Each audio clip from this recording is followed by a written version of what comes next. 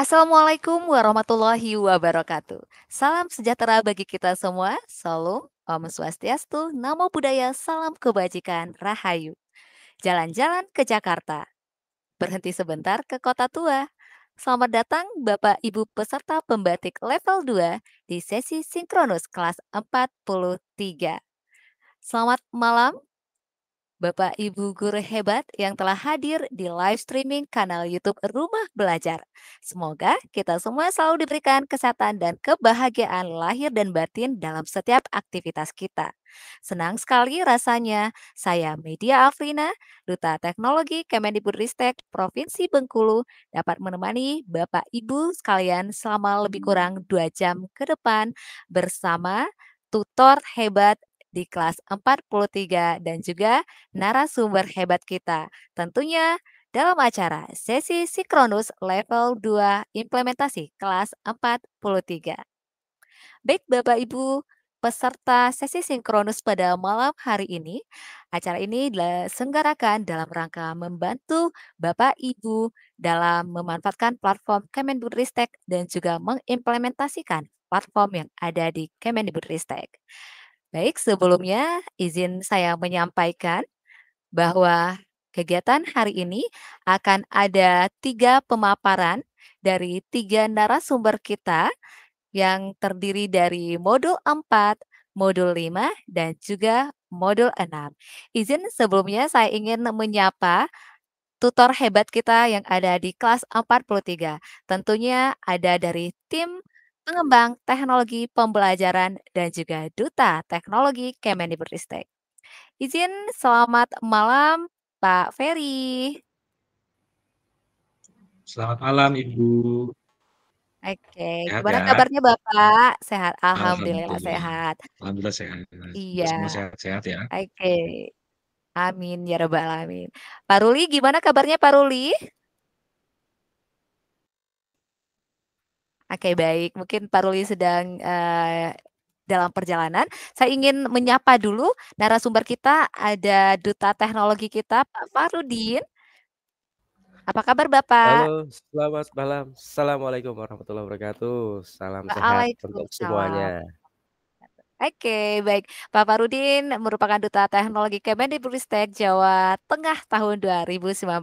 Izin saya ingin 18. Oke, oh maaf 2018 ya Pak ya? Oke, Ya, baik. betul sekali. Oke, izin saya mau menyapa Bapak Willem Mulder, Bapak.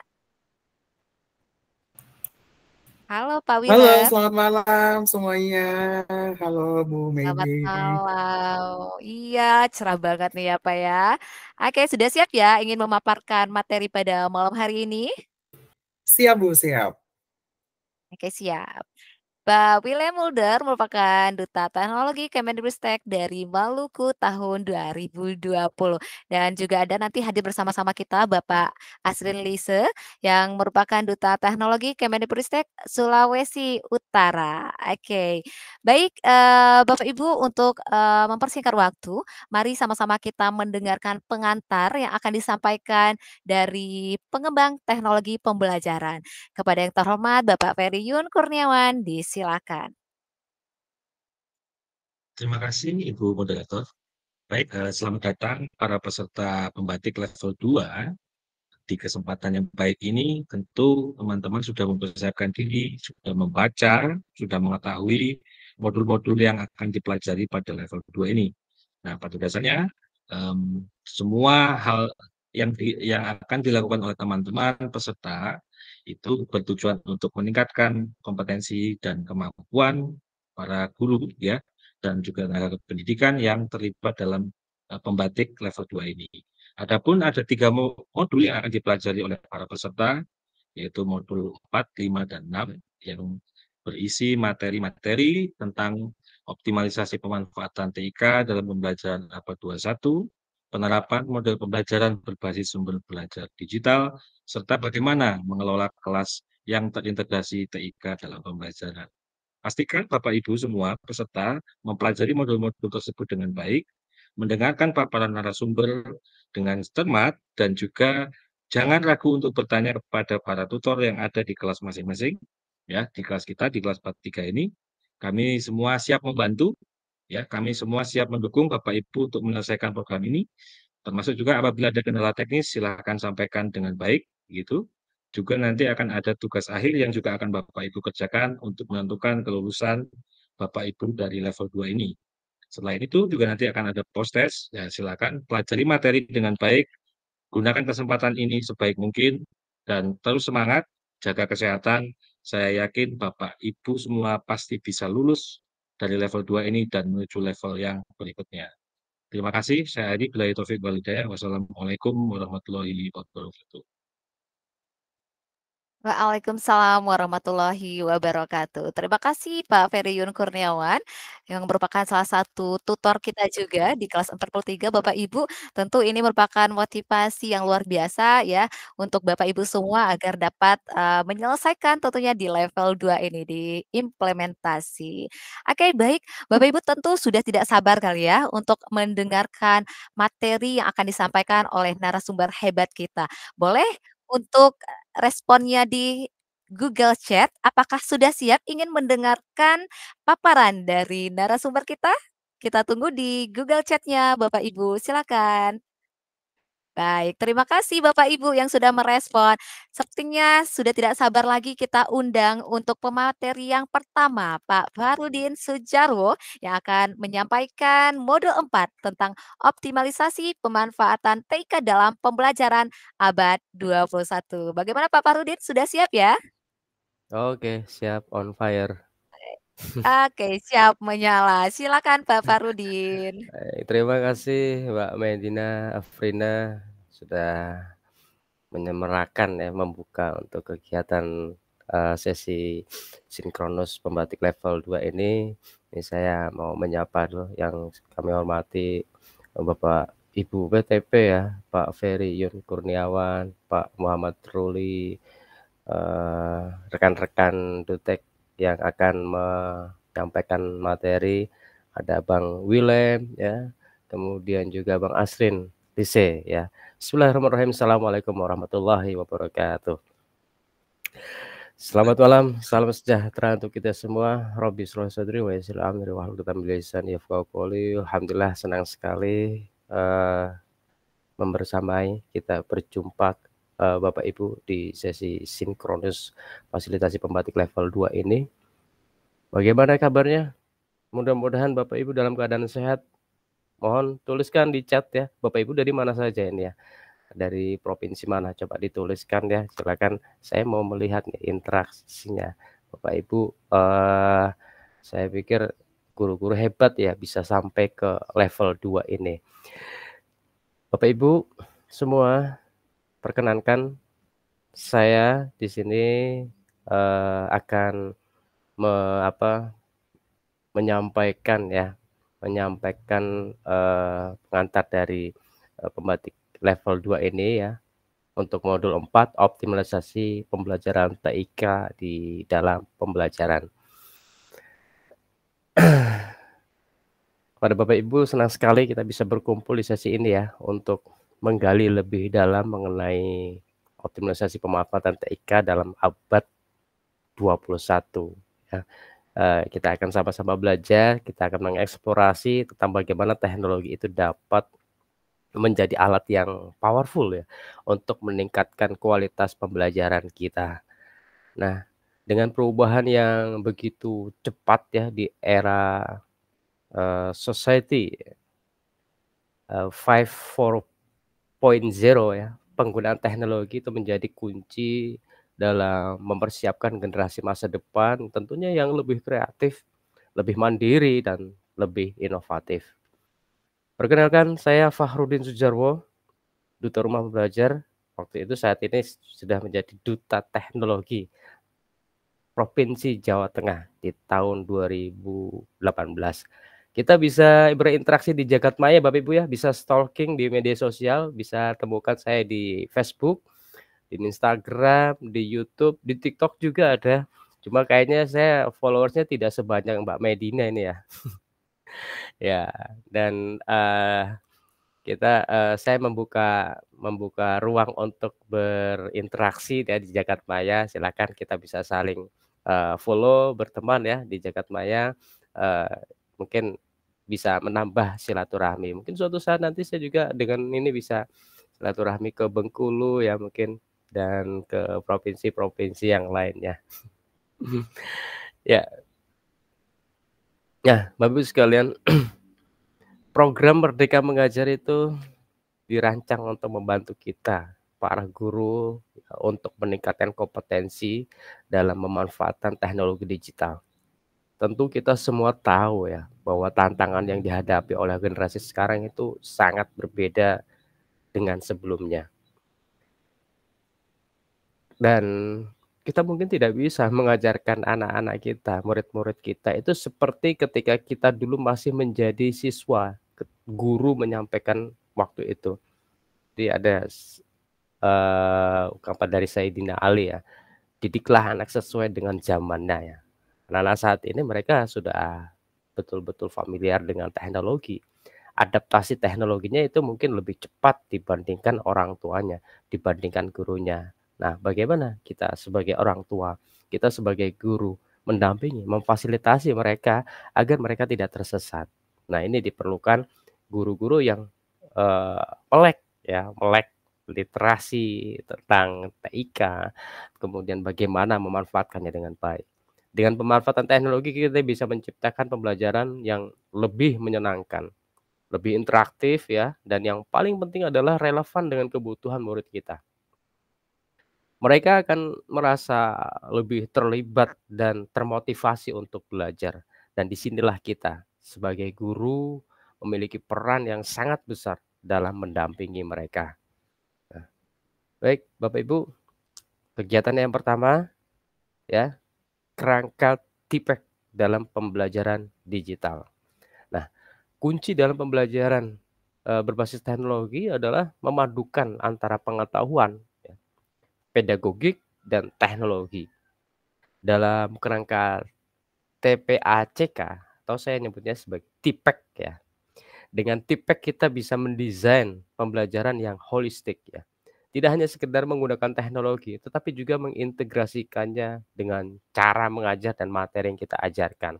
Jadi teknologi bukan hanya sebagai pelengkap ya, tapi sudah menjadi internal dalam seorang guru. Bagaimana dia memanfaatkannya ya sesuai dengan kebutuhan, sesuai dengan target ya. Penggunaan teknologi di beberapa jenjang pasti beda. Misal jenjang SMA pemanfaatannya dengan jenjang SD pasti berbeda, dipergunakan dengan sesuai kebutuhannya. TIPEK membantu kita menjawab pertanyaan, bagaimana teknologi itu bisa membantu saya sebagai seorang guru untuk menyampaikan materi ini lebih baik. Kita perlu breakdown apakah materi ini masuk dalam kategori apa ya.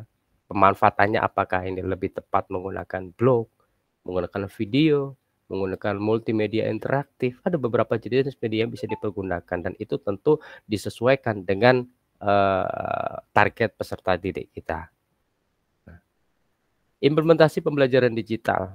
Nah, implementasi pembelajaran digital ini membutuhkan perencanaan yang matang ya. Kita harus bisa berpikir tentang teknologi apa yang paling cocok dipergunakan dan bagaimana cara manfaatkannya agar siswa itu dapat mencapai hasil belajar yang optimal. Pembelajaran digital ya, tetapi juga emosi dan sikap siswa. Karena itulah teknologi itu harus digunakan secara bijak dan tepat guna.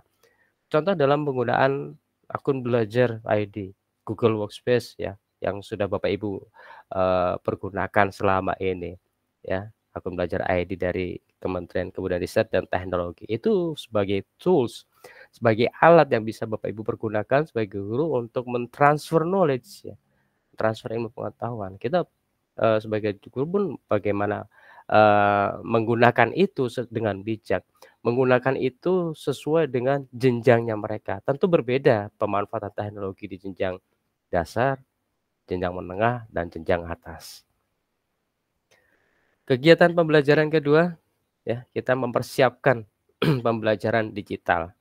Dan pada dasarnya pembelajaran digital itu adalah bagaimana kita memanfaatkan alat dan teknologi digital di dalam pembelajaran.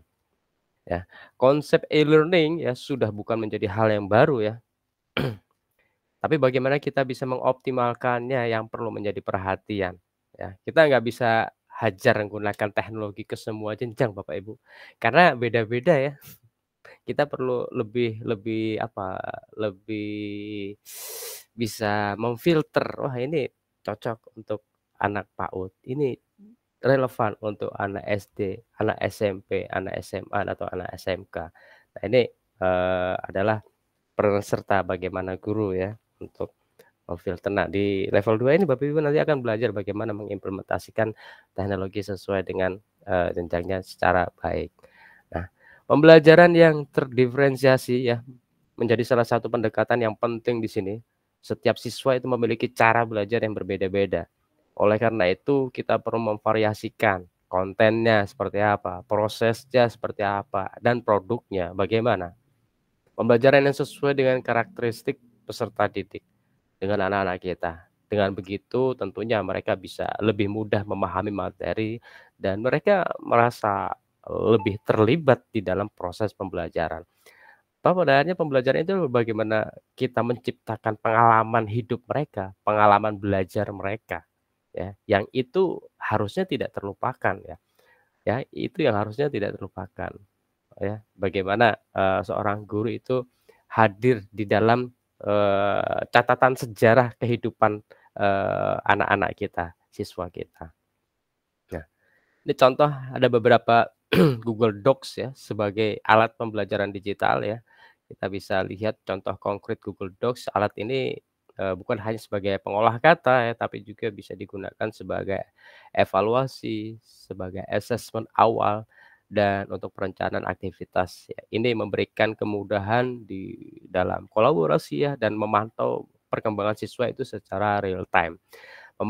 Bayangkan bagaimana dokumen ini kita bisa gunakan untuk pembelajaran yang lebih dinamis dan fleksibel. Nah, nanti akan lebih jelas lagi akan disampaikan oleh, rekan, kami Duta Teknologi Bang Willem ini ya, nanti akan menyampaikan bagaimana tentang Google Dokumen. Oke, sebentar. Nah, melaksanakan dan mengelola pembelajaran digital. Nah, setelah kita mempersiapkan tantangan berikutnya adalah bagaimana kita bisa melaksanakan atau mengelola pembelajaran digital, baik itu dengan moda daring, moda luring, atau hybrid, campuran. Nah, penting bagi kita, bagi seorang guru itu tetap mengendalikan suasana kelas. Walaupun pembelajaran sudah dilakukan secara online, ya, penguasaan teknologi oleh guru itu akan sangat menentukan bagaimana siswa bisa mencapai tujuan belajarnya ya. Bapak Ibu sekalian, pandemi mengajarkan kita, COVID-19 ya, pandemi itu mengajarkan kita 2 tahun kurang lebih kita terbatas interaksi antar guru dan siswa. Kita nggak bisa tatap muka secara langsung ya, karena lockdown terbatasi. Tapi di sisi lain, transfer knowledge itu harus terus berjalan Bapak Ibu. Satu-satunya cara adalah dengan menggunakan teknologi ya. Bapak Ibu sudah mulai belajar terbiasa menggunakan, meeting online ya, pakai Zoom, pakai Google Meet, pakai Microsoft Teams, pakai Webex mungkin dan lain sebagainya. Kemudian gunakan Classroom, ada yang menggunakan Microsoft Teams dan sebagainya. Itu hal baik yang, yang bisa kita dapatkan pengalamannya ya selama kita pandemi. Nah saat ini kita sudah tidak terbatas lagi interaksi kita dengan siswa. Pembelajaran sudah normal masuk kembali. Pertanyaannya adalah, apakah itu teknologi yang kita gunakan ketika pandemi sampai saat ini masih dipergunakan, Pak? Masih dipergunakan tidak? Nah, mudah-mudahan masih dipergunakan ya. Google Classroom-nya masih digunakan ya Bapak Ibu ya. Google Form-nya masih digunakan juga ya. Jadi jangan sampai ya dihilangkan karena ini bagian dari, ikhtiar pemerintah juga ya dalam hal ini Kemendikbudristek ya di dalam melakukan transformasi digitalisasi pembelajaran. Nah, mengevaluasi pembelajaran digital ya, ini yang tidak kalah pentingnya kita juga harus tahu bagaimana mengevaluasi pembelajaran digital ini. Evaluasi itu bisa dilakukan dalam berbagai bentuk ya, mulai dari diagnostik, melalui formatif, hingga sumatif. Dan evaluasi juga bisa dilihat dari berbagai aspek Bapak Ibu, sebagai program, proses, hingga hasil atau produk dari pembelajaran. Dan yang terpenting adalah evaluasi ini membantu kita untuk selalu memperbaiki metode yang kita gunakan. dan memastikan bahwa pembelajaran digital yang kita terapkan itu benar-benar bisa memberikan dampak positif bagi siswa. Itu pertanyaan akhirnya setelah kita menggunakan digital di dalam pembelajaran, refleksi yang kita harus explore lebih dalam, itu bisa nggak hasilnya berdampak positif atau tidak bagi siswa. Kalau tidak, berarti ada yang perlu kita perbaiki dan itu menjadi proses pembelajaran kita yang terus-menerus. Kegiatan belajar ketiga, Bapak Ibu sekalian, di sini Bapak Ibu bisa lihat ya, cermati beberapa contoh ya, contoh-contoh video pembelajaran digital implementasi kurikulum di bawah ini ya. Ada praktik assessment menyenangkan berbasis TIK yang adaptif ya oleh Pak Abdul Rahmat ya. Ini Bapak Ibu juga bisa sudah dipublish juga di PMM ya, di PMM. Lalu ada juga contoh ya dari pembelajaran digital implementasi kurikulum merdeka. Contohnya ini Lagas, Smart Lagas, strategi membangun pembelajaran tanpa internet di Lembah Talaga Puncak oleh Duta Teknologi ya, Mas Ervan Widjas dari Provinsi Maluku Utara kalau salah. Nah ini kemudian juga video pembelajaran digital contoh dari praktik baik yang dilakukan oleh Ibu Puji Lestari ya, pembelajaran berdiferensiasi dengan metode no baper. Nah, contohnya bisa diklik nggak tidak ya? Sebentar ya.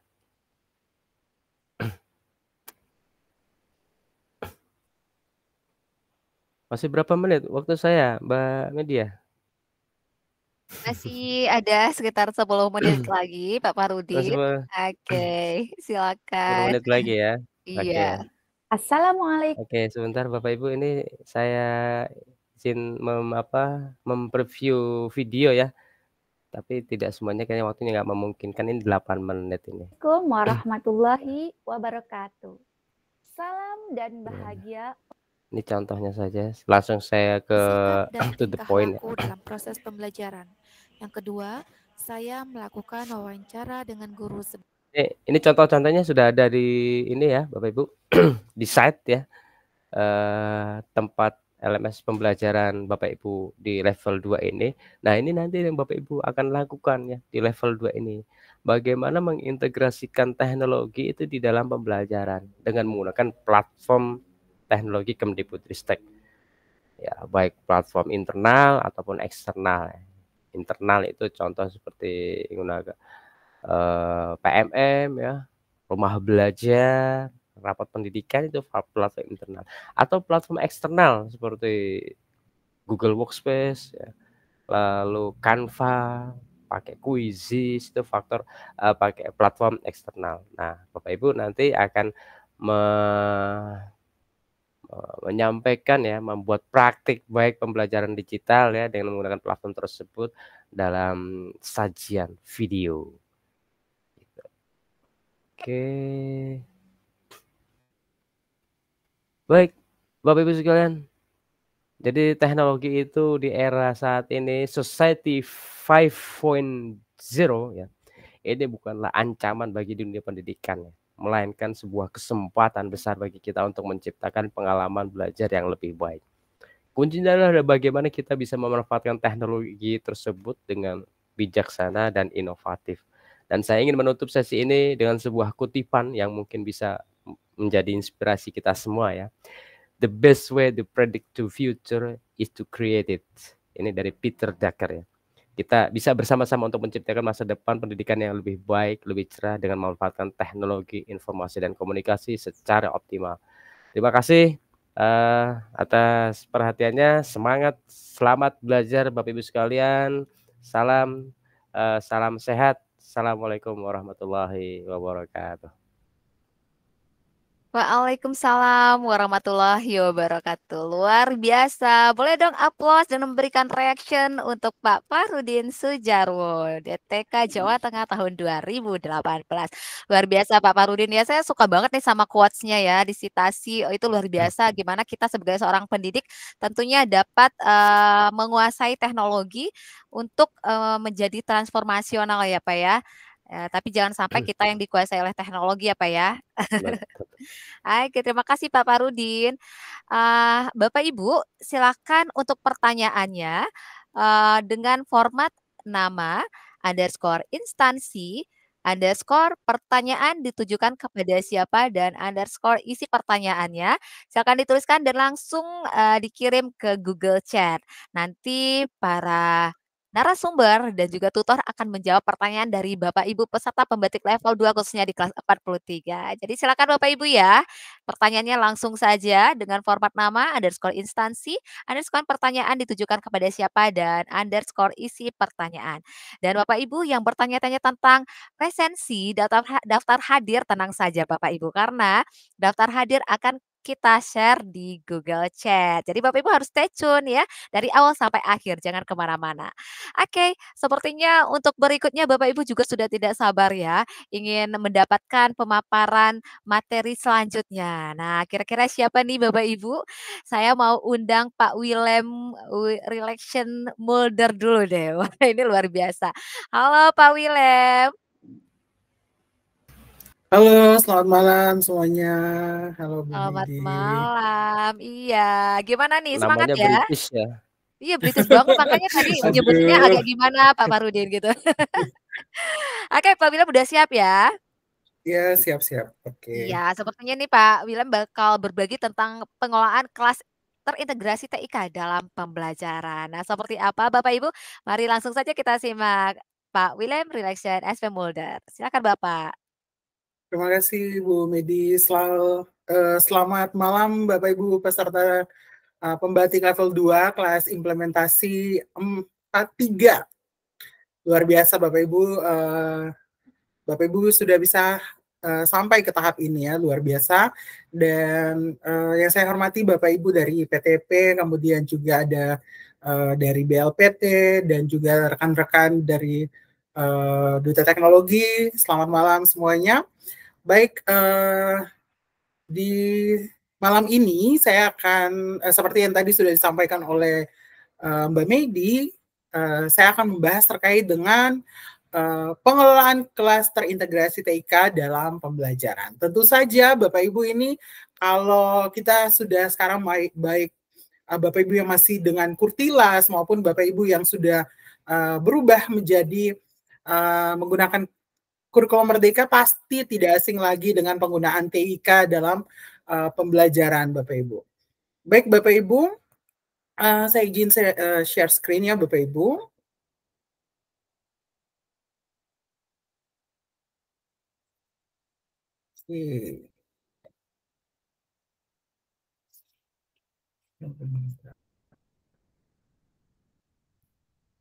Oke. Apakah sudah terlihat, Bu? Sudah Pak Willem. Baik, Bapak Ibu. Terima kasih, Mbak Medi. Baik, Bapak Ibu. Jadi di pembatik level 2 ini, Bapak Ibu, ada modul 6. Modul 6 itu terkait dengan pengolahan kelas terintegrasi TIK dalam pembelajaran. Tapi, Bapak Ibu, sebelum itu perkenalkan saya Willem Mulder. Saya merupakan guru SMP 65 Maluku Tengah, Bapak Ibu dari Maluku, dan saya juga Duta Teknologi Kemdikbudristek tahun 2020. Mungkin Bapak Ibu, itu terkait dengan saya, Bapak Ibu. Kalau Bapak Ibu kita berbicara soal pengelolaan kelas terintegrasi TIK dalam pembelajaran, otomatis Bapak Ibu kita selalu meyakini bahwa setiap perkembangan perubahan globalisasi dan lain sebagainya, ada selalu terjadi perubahan dan perkembangan terhadap teknologi yang kita gunakan dalam pembelajaran. Baik Bapak Ibu yang dulunya pakai kapur, naik lagi pakai spidol, bahkan sekarang sudah pakai pointer dan juga pakai papan tulis yang bisa langsung Bapak Ibu ngeprint. Nah, itu kita tidak bisa pungkiri bahwa teknologi digital sudah mengubah pembelajaran kita dan menggabungkan antara model-model daring dan tatap muka, kemudian juga menciptakan lingkungan belajar yang nyaman, menciptakan pengalaman yang holistik. Kemudian kita harus meyakini bahwa teknologi dapat kita gunakan untuk mempermudah pekerjaan kita sebagai seorang pendidik. Sehingga memang kita sebagai pendidik harus memahami teknologi dalam menyusun bagaimana strategi dalam mengintegrasikan antara bagaimana pola model daring dan bagaimana mengintegrasikannya dengan tatap muka. Dan kita tidak bisa dalam memahami proses klaster integrasi TIK, Bapak Ibu, kita harus memahami dua hal, Bapak Ibu, yang harus kita belajar. Adalah yang pertama terkait lingkungan belajar dalam pembelajaran. Kemudian kita juga harus memahami sumber belajar digital, terutama platform-platform dari Kemendikbudristek, Bapak Ibu. Nah, hal yang pertama, Bapak Ibu, kita pasti harus memahami dan harus meyakini terkait dengan lingkungan belajar dalam pembelajaran. Banyak hal yang harus kita pahami ya Bapak Ibu terkait dengan lingkungan belajar, kemudian kalau bicara siapa sih yang tidak tahu luring dan daring, ketika tadi Mas Fahal menjelaskan terkait juga dengan kalau dulu COVID membuat kita mencari ide bagaimana harus melakukan pembelajaran di zaman COVID itu kita secara daring, ada juga yang tatap muka terbatas. Kemudian bagaimana juga kita harus memahami terkait dengan blended learning, hybrid learning, kemudian juga LMS yang seperti sudah sering Bapak Ibu gunakan, dan bagaimana kita menerapkan LMS tersebut dalam pembelajaran. Nah, Bapak Ibu, peserta semuanya, mungkin kita sudah tahu bahwa lingkungan belajar ini berperan penting ya Bapak Ibu dalam proses pendidikan, di mana ini menciptakan lingkungan yang aman, nyaman, dan kondusif bagi peserta didik. Dan itu akan membantu peserta didik dalam belajar. Bagaimana kita membayangkan, coba Bapak Ibu kita bayangkan kalau kelas kita tidak aman, tidak nyaman, tidak kondusif, maka apa yang kita ajarkan kepada peserta didik itu tidak dapat diterima dengan baik dan tidak dapat membantu peserta didik untuk ada dalam suasana yang nyaman, kemudian membantu peserta didik untuk belajar yang baik, kemudian perilakunya juga baik. Kemudian kalau lingkungan belajar kita tidak nyaman, maka kita tidak dapat mencapai tujuan pembelajaran kita, kemudian peserta didik kita tidak bisa mencapai prestasi yang baik, sehingga memang lingkungan belajar ini memberikan pengaruh yang penting dalam proses pembelajaran dan kepada peserta didik. Dan izin kita Pak Willem, ya. Izin Pak Willem, slide-nya belum bergerak, belum berpindah. Oke, sebentar. Oke, baik. Baik, saya Oke, siap. Stop screen, kemudian saya share screen ulang ya Bapak Ibu. Pak. Oke, sambil menunggu Pak Willem share screen kembali, Bapak Ibu diingatkan kembali untuk pertanyaan-pertanyaan silakan Bapak Ibu ya. Kita tampung di Google Chat. Jangan lupa dengan format nama, _instansi, tujuan pertanyaan ke siapa, dan juga isi pertanyaannya. Dan Bapak Ibu untuk daftar hadir ataupun presensi juga akan kita share di Google Chat. Jadi Bapak Ibu tolong dipantengin terus ya, karena untuk presensinya akan kita share di Google Chat nantinya. Baik Bapak Ibu, pada kesempatan kali ini Pak Willem, dan juga akan ada materi selanjutnya setelah ini Bapak Ibu. Oke, siap, sudah tampil Pak Willem. Iya. Baik. Ya. Kalau kita bicara soal lingkungan belajar, maka kita juga harus meyakini bahwa belajar adalah suatu proses untuk merubah tingkah laku individu melalui interaksi dengan lingkungannya, sehingga memang lingkungan belajar itu memberikan pengaruh yang penting untuk peserta didik, bukan hanya untuk peserta didik. Lingkungan belajar yang tidak kondusif juga akan mempengaruhi bagaimana cara kita mengajar, bagaimana emosi kita di dalam kelas juga. Kemudian Bapak Ibu, lingkungan belajar peserta didik yang berpengaruh terhadap prestasi belajar terdiri atas lingkungan keluarga, sekolah, dan masyarakat. Ini mungkin bisa Bapak Ibu pahami terkait lingkungan belajar itu seperti apa. Kemudian Bapak Ibu, dalam lingkungan belajar itu juga sering kita ketahui ada yang namanya luring. Jadi lingkungan belajar luring ini tidak memerlukan jaringan internet dan berlangsung melalui interaksi tatap muka. Mungkin Bapak Ibu dan saya sering melakukan hal ini, dan tapi masing-masing punya kelebihan dan kekurangan. Kelebihan dari lingkungan belajar yang luring, ini kontrol kelasnya bisa kita lakukan secara langsung, umpan baliknya juga secara langsung, keterlibatan dalam konteks sosial juga kaya, terbuka akan praktik-praktik yang secara langsung. Tapi kekurangannya adalah biaya tinggi untuk fasilitas, kemudian memiliki keterbatasan akses sumber belajar, kemudian keterbatasan dalam fleksibilitas waktu dan tempat. Dan kita juga kalau luring, maka kita interaksi terbatas dalam lingkup kelas tersebut. Dan hal ini memang sering saya rasakan ketika saya mengajar, karena memang kita polanya luring, karena memang kita jaringan internetnya tidak bagus, sehingga memang kita dituntut untuk membuat kelas itu senyaman mungkin, sehingga memang kekurangan-kekurangan yang ada ini bisa kita minimalisir. Lalu ada juga lingkungan belajar secara daring, di mana ini sangat top ya Bapak Ibu ketika COVID. Lingkungan belajar dalam pembelajaran daring ini lingkungan yang mendukung kegiatan belajar tanpa Bapak Ibu melakukan tatap muka dengan memanfaatkan jaringan internet yang ada, kemudian platform-platform yang mendukung seperti ada Google Meet, Zoom, ada dulu kita juga ada pakai Microsoft Teams dan lain sebagainya. Ini adalah biasanya kita gunakan untuk lingkungan belajar daring. Tapi kelebihannya adalah alternatifnya tanpa membutuhkan kehadiran fisik. Ya, jadi mendorong kemandirian dan interaksi jarak jauh, kemudian sumber belajar berlimpah, penilaian dan evaluasi dapat dilakukan secara efisien karena berbasis digital.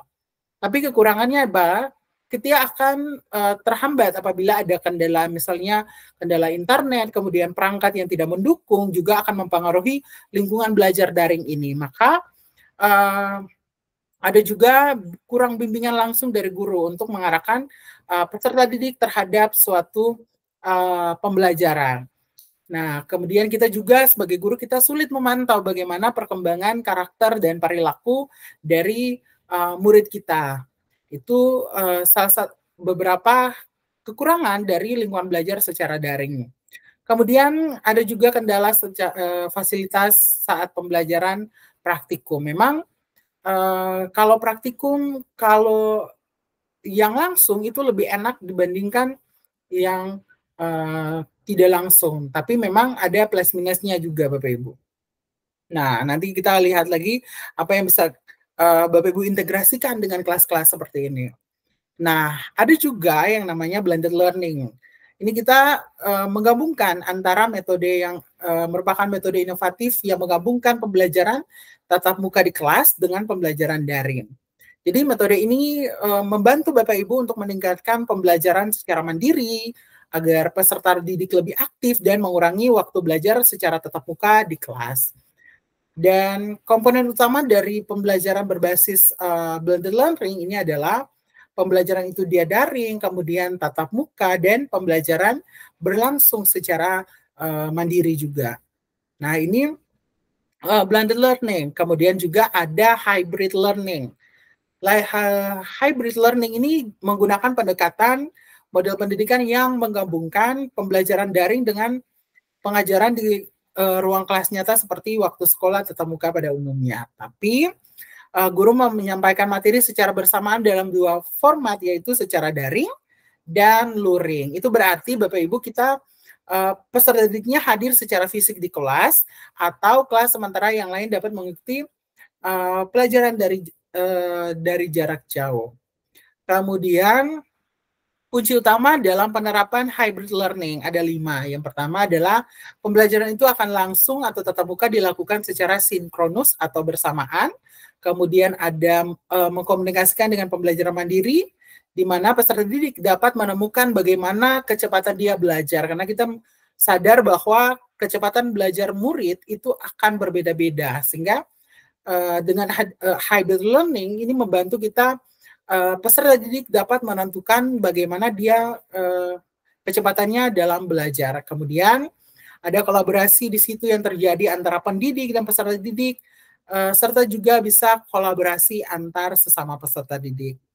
Kemudian asesmen juga, pendidik meracik kombinasi jenis asesmen daring, padang luring yang fleksibel dan dapat diakses. Kemudian performance, jadi pendidik dan sekolah memastikan bahwa sumber belajar sesuai dengan standar yang mudah diakses. Jadi ini beberapa kunci utama bagaimana hybrid learning ini bisa berhasil. Ada live event, self-paced learning, kolaborasi, asesmen, dan titik berat terakhir adalah pendidik dan sekolah memastikan sumber belajar sesuai dengan standar dan kemudahan diakses. Nah, Bapak Ibu, ini mengenal LMS, Bapak Ibu. LMS ini bukan hal yang baru-baru kita ketahui, tapi LMS ini atau Learning Management System ini sudah hal yang sangat sering kita pakai dan sering kita temui di mana-mana. Jadi mungkin ada yang pakai Classroom, ada juga yang pakai lain sebagainya. Ini platform yang membantu kita memungkinkan pembelajaran daring yang fleksibel dan mudah diakses oleh peserta didik di mana saja. Jadi apa yang baik dari LMS ini, fitur-fitur LMS ini dia harus user friendly, harus baik menampilkan halaman antarmuka yang menarik, memudahkan pengguna. Kemudian pendaftarannya secara daring, kemudian kelasnya juga daring, kuis, tugas, sampai ruang diskusi dan laporan itu dilakukan secara daring di LMS ini. Kemudian kalau kuis tugas kita memungkinkan bahwa LMS ini membantu kita mengevaluasi secara lebih fleksibel dan efisien waktu kita tidak terbuang dengan menyediakan berbagai format soal tugas dengan otomatisasi penilaian. Bahkan ruang-ruang diskusi itu bisa kita buat secara real time. Jadi atau juga kita bisa asinkron, contohnya chat, komentar, dan video conference. Bahkan LMS juga memberikan laporan yang memungkinkan kita memantau kemajuan setiap peserta didik secara komprehensif dengan menyediakan data-data yang analitik yang detail mengenai kinerja siswa, kinerja murid, partisipasinya, dan bahkan hasil evaluasi dari murid tersebut. Jadi keunggulannya dan kelemahan, jadi LMS ini alternatif pembelajaran dan dapat diinovasikan dengan metode lain. Jadi LMS ini memudahkan kita, bahkan ini dapat mengelola kelas kita yang secara daring, kemudian mudah mengumpulkan dan analisis data hasil belajar siswa, mudah mencari mengatur materi kita, bahkan kita bisa memasukkan materi kita yang dari yang sudah ada, kemudian diarsipkan, kemudian kalau mau pakai lagi bisa dimunculkan kembali, kemudian kita kaya akan media pembelajaran di dalam LMS tersebut. Tapi kekurangannya kuota-kuota dan akses internet. Jadi LMS ini tidak bisa digunakan jika tidak ada kuota, kemudian jaringan internet yang terbatas juga akan memberikan pengaruh terhadap penggunaan dari LMS. Dan LMS juga kurang dapat menerapkan interaksi langsung dalam kelas, sehingga memang kita sulit untuk memantau perilaku dan karakter siswa. Jadi kalau LMS ini banyak ya Bapak Ibu, kita sudah pernah pakai banyak, yang paling terkenal ada Google Classroom dan Microsoft Teams, ini sering kita pakai sebagai LMS yang sering kita gunakan. Ini kalau Google Classroom, ya Bapak Ibu, kita kalau sebagai pengguna akun belajar.id, kita diberikan akses secara luar biasa mudah dengan layanan berbasis elektronik, termasuk salah satunya Google Classroom yang bisa kita gunakan untuk proses kelas kita secara daring. Kemudian juga kalau kita bicara yang kedua, itu terkait dengan sumber belajar digital. Nah, ini semua pendidik, semua peserta didik itu memiliki akun belajar.id. Jadi yang bertanda belajar.id dan dapat digunakan untuk mengakses platform milik Kemdikbudristek. Jadi Bapak Ibu seperti Bapak Ibu guru menggunakan akun belajar.id untuk mengakses PMM, rapor pendidikan dan lain sebagainya, SIPLA, itu bisa kita gunakan akun belajar ini. Kemudian penggunaan akun belajar ini tidak dipungut biaya apapun atau gratis, kemudian diberikan kepada peserta didik, pendidik dan tenaga kependidikan setiap jenjang dari PAUD, SD sampai jenjang-jenjang kesetaraan. Dan mari Bapak Ibu kita manfaatkan akun belajar.id ini, banyak kemudahan, kemudian apalagi kita diberikan kerjasama ya Bapak Ibu, ada kerjasama terkait akun belajar ini bisa digunakan masuk ke Canva, kemudian juga ke Quizzes, kita bisa mengakses model-model tes yang luar biasa bagus untuk kita gunakan di kelas oleh Quizzes, dan dengan Quizzes ya Bapak Ibu itu sangat keren. Jadi mari kita gunakan akun belajar.id ini. Dan tujuannya apa Bapak Ibu akun pembelajaran ini? Yaitu tentu saja untuk mendukung Bapak Ibu mengajar di kelas, kemudian mendukung proses pembelajaran Bapak Ibu di satuan pendidikan dengan teknologi. Kemudian meningkatkan hubungan keterhubungan antara layanan pembelajaran.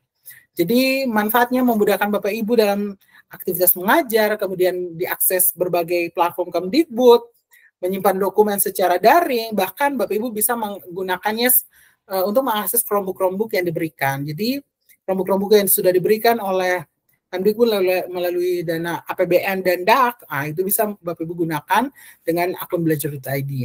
Kemudian sebagai jalur resmi, informasi-informasi yang diberikan oleh Kemdikbudristek. Kemudian ada yang paling selalu kita gunakan ya sebagai pendidik, yaitu sebagai sahabat belajar kita, yaitu platform Merdeka Mengajar. Ya tentu saja fungsinya 3 Bapak Ibu, menjadi teman penggerak kita. Fungsinya 3 ya Bapak Ibu, sebagai mengajar, belajar, berkarya. Itu membantu kita untuk mengajar, belajar, dan berkarya. Mengajarnya seperti apa? Kita bisa menggunakan platform Merdeka Mengajar, di mana platform ini dia mendukung dan menyediakan referensi bagi guru untuk mengembangkan praktik mengajar sesuai dengan kurikulum Merdeka. Jadi ada kelas yang bisa kita buat pada menu asesmen, kemudian ada perangkat ajar yang tersedia berbagai referensi yang bisa membantu Bapak Ibu dalam mengimplementasikan kurikulum Merdeka. Bahkan ada juga asesmen murid yang membantu guru melakukan analisis diagnostik, literasi, dan numerasi dengan cepat. Bahkan ada CPATP yang Bapak Ibu bisa lihat, Bapak Ibu unduh, dan beragam referensi lainnya. Kemudian, ini juga membantu PMM, membantu kita untuk belajar lewat apa? Lewat pelatihan mandiri dengan topik-topik yang menarik yang membantu Bapak Ibu untuk meningkatkan kualitas Bapak Ibu. Kita mendapatkan topik-topik pelatihan yang berkualitas yang mengaksesnya secara mandiri, dan itu pun gratis Bapak Ibu. Tanpa kita tidak perlu lagi ikut pelatihan yang berbayar, kita bisa mengikuti pelatihan-pelatihan yang mandiri. Kemudian juga ada komunitas belajar di mana kita saling berbagi di dalam komunitas-komunitas yang ada di PMM untuk kita dapat belajar dari rekan pendidik di seluruh Indonesia. Kemudian ada juga seleksi kepala sekolah ya Bapak Ibu, ada fitur seleksi kepala sekolah untuk kemudian juga ada fitur untuk pengolahan kinerja, ini bisa kita gunakan. Bahkan sekarang ada LMS di dalam PMM, kemudian juga ada sertifikat untuk sertifikat pendidik kita juga, untuk PPG kita sekarang sudah lewat PMM. Kemudian untuk berkarya Bapak Ibu kita bisa menonton berbagai video inspirasi, mencari referensi, dan meningkatkan kompetensi kita melalui platform Merdeka Mengajar. Merdeka Mengajar ini. Kemudian ada bukti karya yang Bapak Ibu juga bisa bagikan kepada orang lain. Untuk apa? Untuk membangun portofolio hasil karya Bapak Ibu dan saling berbagi, menginspirasi dan berkolaborasi dengan rekan-rekan pendidik lainnya. Kemudian kalau Bapak Ibu bingung juga, kita di PMM itu ada ide praktek yang bisa Bapak Ibu lihat untuk mendapatkan artikel atau video yang terpilih untuk membantu melaksanakan praktik pembelajaran Bapak Ibu. Nah, ini bisa digunakan PMM, bisa digunakan di aplikasi di Android, bahkan Bapak Ibu bisa situs guru.kemdikbud.go.id. Jadi mudah, ini bisa diakses di mana saja. Kemudian tersedia berbagai bahan ajar, perangkat ajar, modul proyek, buku murid, asesmen, dan lain sebagainya terkait dengan kurikulum Merdeka yang bisa memudahkan kita sebagai guru yang baru mengimplementasikan kurikulum Merdeka. Nah, ini yang bisa kita juga pakai adalah dengan akun pembelajaran kita bisa mengakses rapor pendidikan, di mana rapor pendidikan ini menyediakan data laporan hasil evaluasi sistem pendidikan sebagai penyempurnaan rapor mutu sebelumnya. Jadi kebijakan evaluasi sistem pendidikan yang baru lebih menekankan pada orientasi terhadap mutu pendidikan dan sistem yang terintegrasi. Kalau dulu kepala sekolah saja yang bisa mengakses rapor pendidikan ini, tapi sekarang Bapak Ibu semua guru dan kepala sekolah bisa mengakses rapor pendidikan tersebut. Nah, dan rapor pendidikan itu menjadi acuan dalam mengidentifikasi masalah yang terjadi, kemudian merefleksikan akarnya, dan membenahi kualitas pendidikan, satuan pendidikan Bapak Ibu secara menyeluruh. Kemudian, ini manfaatnya banyak ya Bapak Ibu terkait dengan rapor pendidikan. Jadi kalau kita bahas manfaatnya, ini bakalan lama karena banyak Bapak Ibu. Ada menjadi referensi utama Bapak Ibu sebagai dasar Bapak Ibu untuk menganalisis sampai perencanaan dan tindak lanjut peningkatan kualitas pendidikan, terutama pada satuan pendidikan Bapak Ibu. Satu-satunya platform untuk melihat asesmen nasional, kemudian sumber data yang objektif dan andal, di mana laporannya disajikan secara otomatis dan terintegrasi. Bahkan instrumen pengukuran untuk evaluasi sistem pendidikan secara keseluruhan, baik untuk evaluasi internal maupun eksternal. Kemudian platform ini menyediakan data yang terpusat, jadi satuan pendidikan tidak perlu menggunakan beragam aplikasi, sehingga diharapkan dapat meringankan beban administrasi dari Bapak Ibu guru. Kemudian ini, Bapak Ibu, ini yang paling luar biasa dari Rumah Belajar juga, merupakan portal pembelajaran yang merupakan produk dari Pusdatin Kemdikbudristek sebagai inovasi pembelajaran di era industri, yang bisa Bapak Ibu manfaatkan oleh peserta didik dan tenaga kependidikan melalui belajar.kemdikbud.go.id. Bahkan ada konten-konten yang menarik, konten-konten yang bisa dijadikan Bapak Ibu sebagai materi ajar, yang bisa Bapak Ibu sajikan bagi peserta didik untuk pembelajaran di kelas. Dapat disajikan ya Bapak Ibu secara terstruktur dalam tampilannya menarik, dalam bentuk gambar bergerak, audio, kemudian juga berupa video. Jadi ini juga ada dokumen. Di dalam konten Rumah Belajar ada dokumen yang dapat Bapak Ibu gunakan untuk proses pembelajaran, kemudian juga ada animasi, konten-konten yang bisa membantu Bapak Ibu visualisasi terkait dengan gerakan dan lain sebagainya. Itu bisa Bapak Ibu dapatkan dari konten Rumah Belajar. Bahkan ada untuk audio, di mana konten pembelajaran menggunakan elemen audio seperti suara, musik, narasi. Ini bisa kita gunakan dalam proses pembelajaran. Bahkan, ini yang paling keren, saya bisa punya pengalaman untuk menggunakan game edukasi. Ini bukan hanya untuk jenjang SMP, tapi kita bisa gunakan untuk anak-anak yang jenjangnya PAUD, luar biasa seru. Ini karena kita bisa bermain sambil belajar dengan konten game edukasi di Rumah Belajar ini dengan berbagai jenis permainan yang interaktif. Kemudian ada lab maya yang membantu kita sebagai guru untuk simulasi praktikum. Laboratorium yang misalnya tidak ada alat praktikum, kita bisa menggunakan fitur simulasinya yang disajikan secara interaktif dan menarik. Nah, ini sumber belajar digital lainnya, ini ada awan penggerak. Ini salah satu yang dulunya mengeluh banyak, guru mengeluh terkait dengan mereka tinggal di daerah 3T, susah jaringan internet, tidak ada jaringan internet, kemudian tidak bisa akses PMM. Nah, ini sekarang awan penggerak ini ada supaya ini awan penggerak ini membantu Bapak Ibu yang ada di daerah 3T. Jadi ini merupakan sistem peningkatan kompetensi dan kinerja PTK yang dapat diakses di luar jaringan atau offline, yang bersumber dari platform Merdeka Mengajar dan sumber lain yang dapat dimanfaatkan oleh PTK di daerah khusus dan atau satuan pendidikan yang mengalami kendala jaringan internet. Dan ini banyak sekali sekolah-sekolah di daerah 3T sudah menggunakan awan penggerak sebagai tempat mereka meningkatkan kompetensi dan kinerja mereka. Salah satunya kalau di Provinsi Maluku sudah ada di Ambelau, itu sudah menggunakan awan penggerak ini, dan luar biasa saya lihat antusias Bapak Ibu guru di sana dengan awan penggerak ini. Jadi Bapak Ibu yang ada di daerah 3T dan daerah pula yang jaringannya terbatas, ini tidak usah pusing lagi karena memang kita diberikan sumber belajar yang luar biasa dari Kemdikbudristek. Kemudian Bapak Ibu, kita saat ini kita tidak bisa menutup kemungkinan ya Bapak Ibu bahwa kita punya peserta didik yang tidak terlepas dengan sosial media. Jadi apakah kita harus tidak mengikuti perkembangan zaman tersebut? Ya, sebagai guru tentunya kita harus mengikuti perkembangan tersebut, di mana kita bisa menggunakan Instagram Live dalam proses pembelajaran. Jadi kita bisa berbagi bersama siswa mungkin di Instagram lewat live yang memungkinkan kita berbagi setiap momen itu secara real time dengan audiens melalui komentar dan reaksi.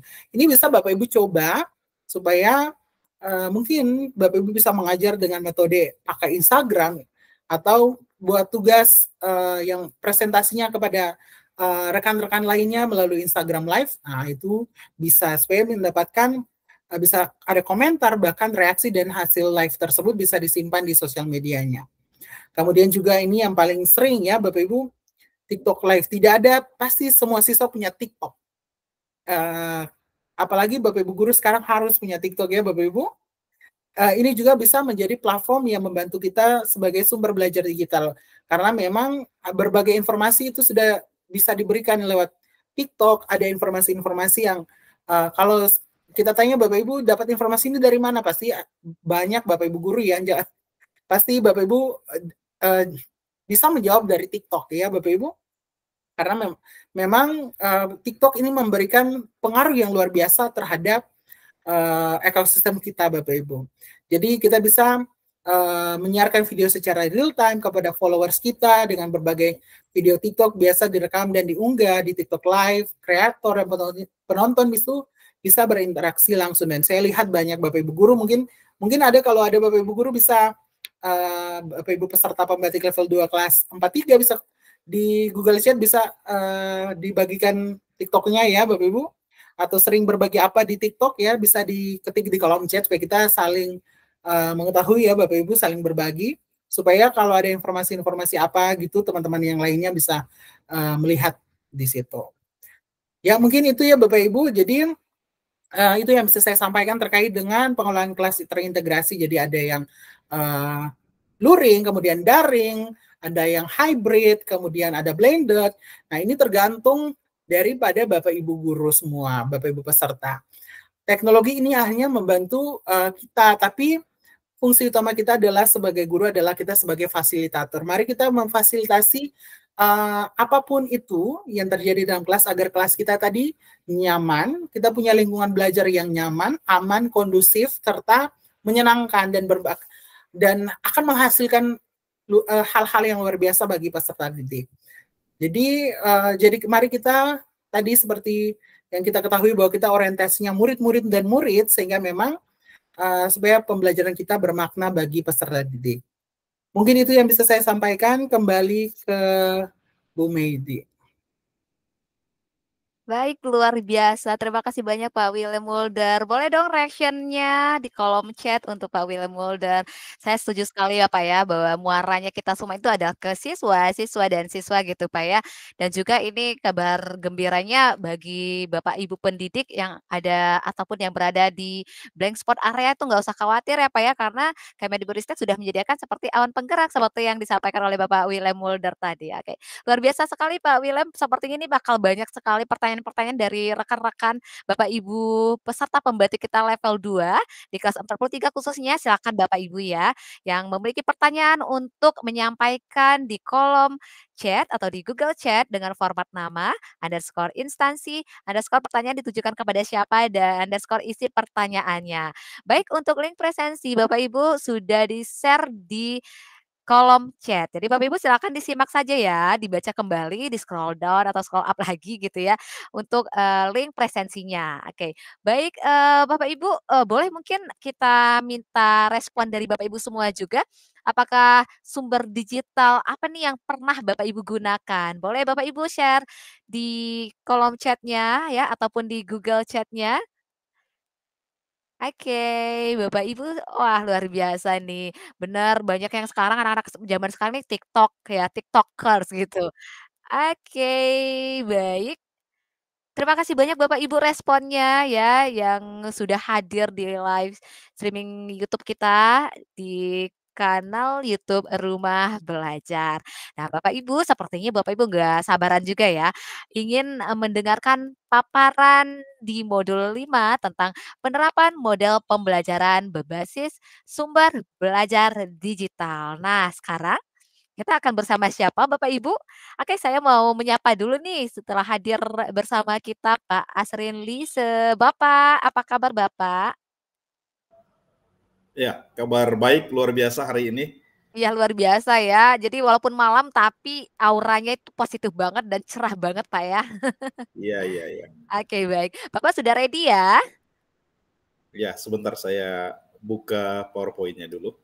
Oke siap, sambil Pak Asrin Lise untuk share screen-nya Bapak Ibu, kembali diingatkan Bapak Ibu untuk link presensi silakan untuk, mengisi di kolom chat ya, link presensi kita share di kolom chat, begitu juga dengan pertanyaan-pertanyaan Bapak Ibu insya Allah akan kita jawab di Google Chat Bapak Ibu. Jadi silakan nih ketik-ketik ya pertanyaannya apa nih kira-kira yang masih ingin dipertanyakan ya, yang ingin Bapak Ibu tanyakan kepada narasumber-narasumber keren kita. Tentu tadi banyak sekali mulai dari bagaimana Pak Farudin tadi memaparkan tentang optimalisasi pemanfaatan TIK ya dalam pembelajaran abad 21.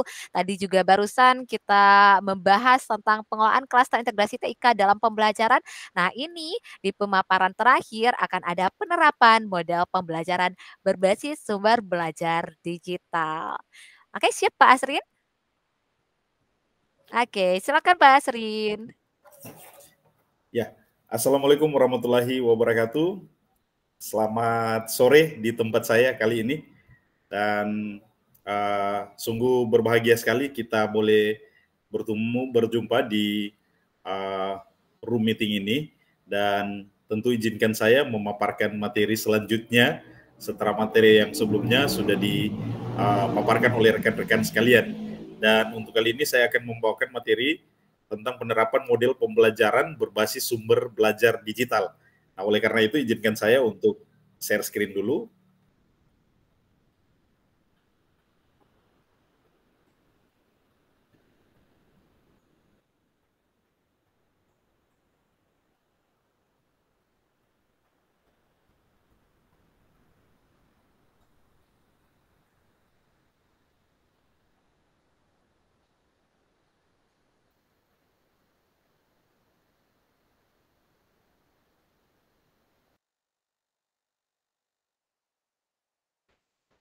Ya, apakah monitor saya sudah, screen saya sudah terlihat?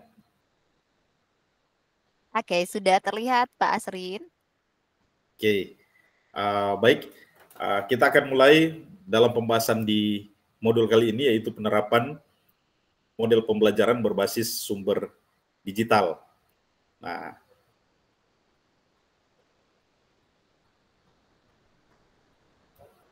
Nah, untuk tujuan pembelajaran yang diharapkan setelah mempelajari modul ini, tentu peserta diharapkan boleh yang pertama tentu mendeskripsikan pemanfaatan beberapa fitur yaitu diantaranya PMM, rumah belajar, dan juga sumber belajar digital lainnya. Nah, selain boleh mendeskripsikan pemanfaatan dari fitur-fitur sumber belajar tadi, tetapi Bapak Ibu juga diharapkan boleh menerapkan atau menggunakan, memanfaatkan fitur-fitur sumber belajar tadi dalam kaitannya dengan model pembelajaran project based learning, pembelajaran berbasis game atau game based learning, kemudian pembelajaran berbasis discovery inquiry learning, kemudian pembelajaran problem based learning, yang pertama tadi project based learning, minta maaf, dan yang terakhir pembelajaran learning station. Nah, itu yang menjadi tujuan pembelajaran kita di sesi kali ini. Kita lanjut pada materi yang pertama. Mari kita mengenal dulu apa yang dimaksud atau apa saja sih materi awal dari pemanfaatan sumber belajar digital dalam pembelajaran ini. Nah, tentu kita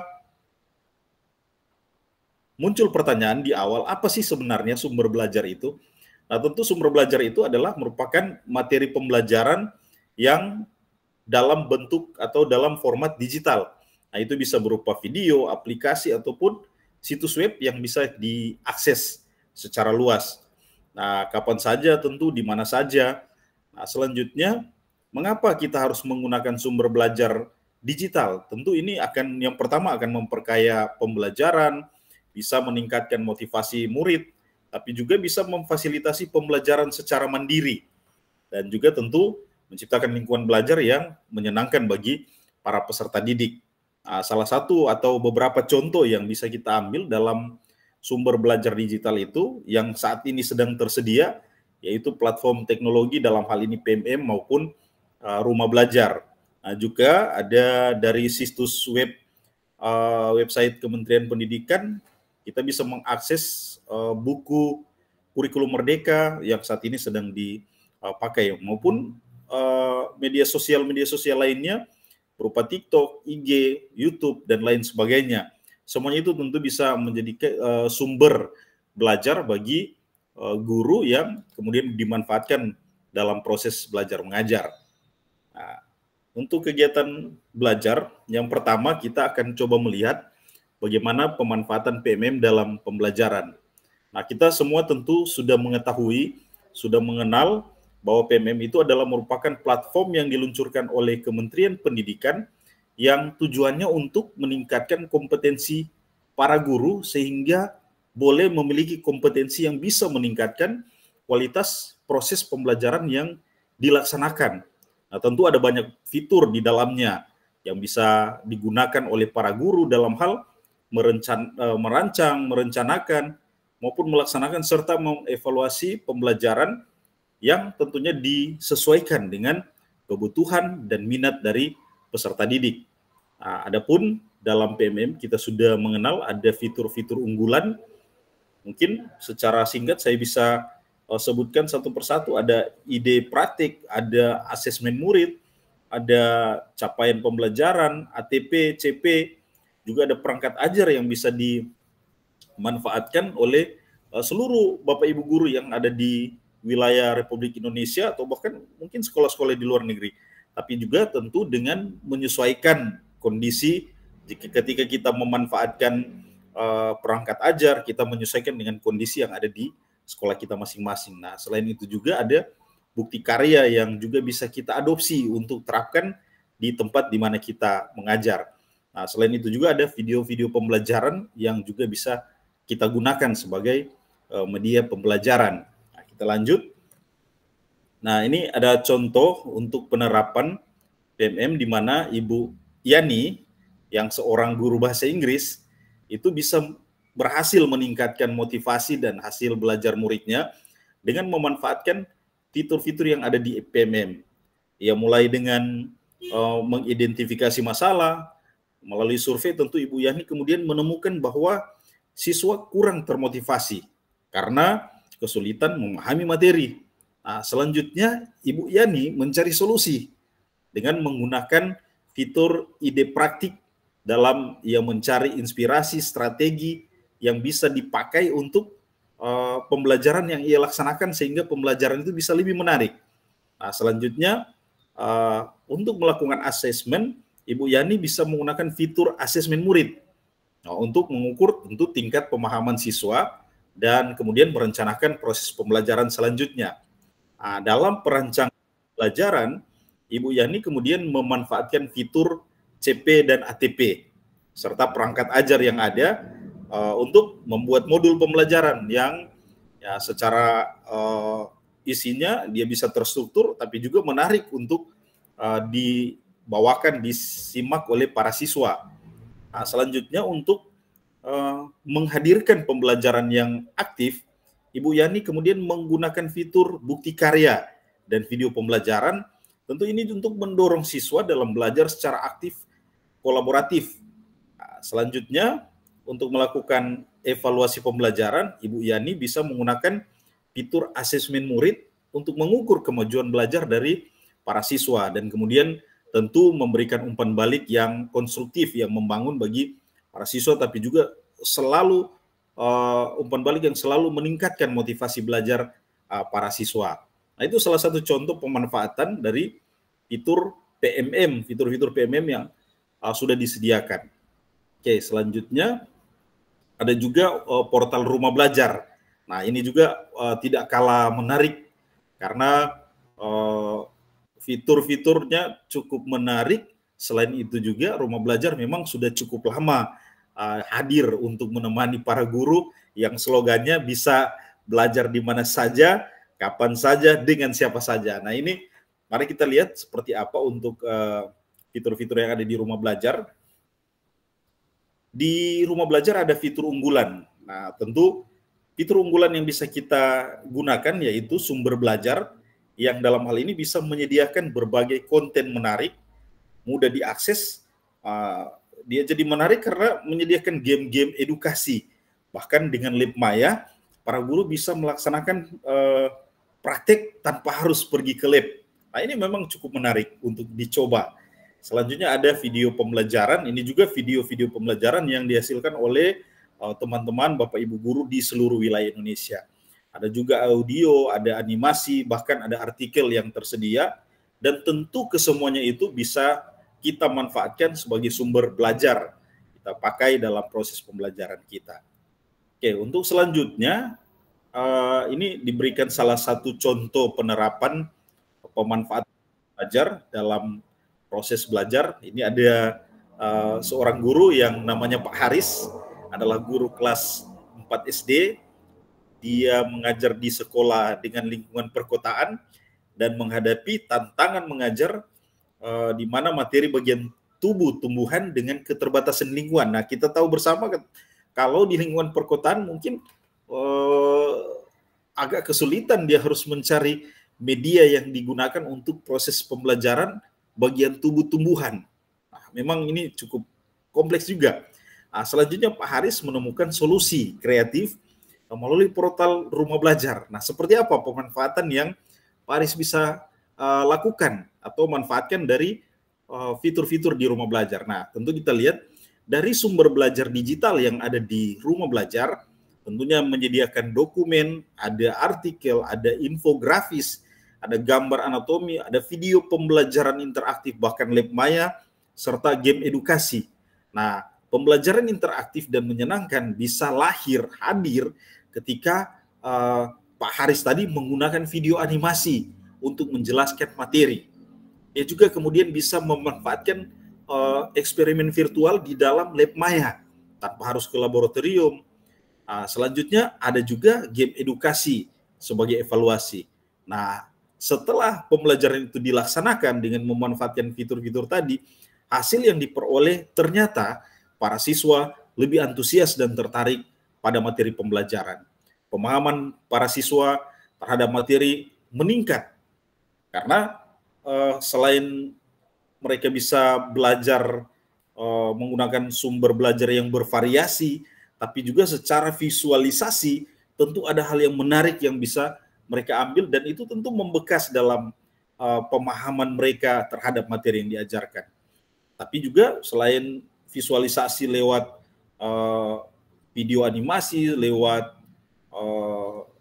video pembelajaran, bisa juga mereka dengan praktik langsung, dengan panduan yang ada di sumber-sumber belajar digital yang tersedia di fitur Rumah Belajar. Nah, tentu pembelajaran menjadi lebih menyenangkan, lebih efektif dengan pendekatan yang interaktif dan variatif dalam hal penyediaan sumber belajar yang ada di Rumah Belajar. Oke, mari kita lanjut ke selanjutnya untuk pemanfaatan sumber belajar lainnya. Nah, di sini untuk sumber belajar lainnya, yang pertama mungkin bisa saya sampaikan lewat website buku.kemdikbud.go.id. Ini menyediakan berbagai macam buku, terutama saat ini ketika penerapan kurikulum merdeka, di mana media buku, panduan bagi siswa, bagi guru masih terbatas dalam hal penyediaan, tentu website ini bisa sangat memberi manfaat yang luar biasa karena menyediakan semua kebutuhan belajar, termasuk buku panduan tidak hanya bagi guru tapi juga bagi siswa di semua tingkatan, di semua level kelas, semuanya tersedia di sini. Nah, tentu dalam pemanfaatan platform website buku Kemdikbud ini ada kemudahan akses yang diberikan, dan tentu tinggal masing-masing kita memanfaatkan sesuai dengan kebutuhan kita, sesuai dengan fasilitas yang ada di tempat kita. Nah, selain itu ada juga tren media sosial yang bisa menjadi sumber belajar. Memang saat ini sudah mulai banyak dibanding dengan beberapa tahun yang lalu. Kalau kita buka TikTok, kita buka Instagram, kita buka YouTube, mungkin berbeda dengan tahun-tahun yang lalu. Tahun-tahun yang lalu konten-konten di luar pendidikan justru yang banyak. Tetapi di tahun-tahun terakhir ini konten-konten yang menghiasi media sosial sudah banyak menyediakan konten-konten pelajaran yang kemudian juga bisa kita pakai sebagai sumber belajar, di mana kita memungkinkan itu menjadi materi yang kita ambil untuk kemudian menjadi bahan ajar kepada para siswa. Nah, selain itu juga kita bisa memanfaatkan media live streaming yang pada beberapa tahun yang lalu live streaming ini begitu sangat membantu sekali ketika kita menghadapi COVID-19. Nah, tentu ini juga bukan berarti ketika COVID-19 berakhir maka berakhir juga tren live streaming, tidak demikian. Jadi live streaming ini bisa kita pakai sebagai sarana diskusi, tanya jawab dengan para siswa. Ini juga menjadi alternatif tentu kelas tatap muka pada kondisi tertentu. Misalnya di sekolah saya saat ini sedang ada rehab bangunan gedung. Nah, ini mengharuskan para siswa untuk tidak datang ke sekolah karena banyak risiko yang bisa dihasilkan, maka dimanfaatkanlah pembelajaran menggunakan live streaming. Oke, baik, kita lanjut ke slide berikutnya. Nah, ini diberikan beberapa contoh penerapan yang juga bisa kita adopsi, kita ambil. Yang pertama, Bu Nada menggunakan buku digital dari website buku.kemdikbud.go.id sebagai sumber belajar tambahan. Nah, beliau tentu memilih materi tentang musik tradisional daerah untuk mengajar di kelas 4 SD. Nah, fokus pembelajaran pada alat musik angklung, gamelan, dan sasando. Nah, pada saat pelaksanaan di hari pertama, Bu Nada menampilkan gambar alat musik dari buku digital melalui proyektor. Nah, ini salah satu contoh penerapan. Selanjutnya beliau menjelaskan jenis-jenis alat musik tradisional dari berbagai daerah. Contohnya dari buku digital diputar untuk memperkaya pengalaman belajar. Hari kedua, Bu Nada mengadakan live streaming via Instagram dengan musisi tradisional dari Jawa Tengah. Ini lebih menarik lagi ini. Bisa kita, ini salah satu model penerapan yang bisa kita adopsi. Kemudian musisi memperkenalkan angklung, memainkan beberapa lagu tradisional, dan tentu diharapkan ada pembelajaran lewat sesi tanya jawab yang interaktif di antara ketika melakukan live streaming. Nah, ini dengan demikian kita bisa kemudian meningkatkan partisipasi murid dalam mengikuti proses pembelajaran. Ini salah satu contoh penerapan yang cukup menarik, bahkan bisa menembus ruang ini karena dari dalam kelas dengan praktisi musik yang ada di daerah lain, musisi yang ada di daerah lain. Oke, kita lanjut.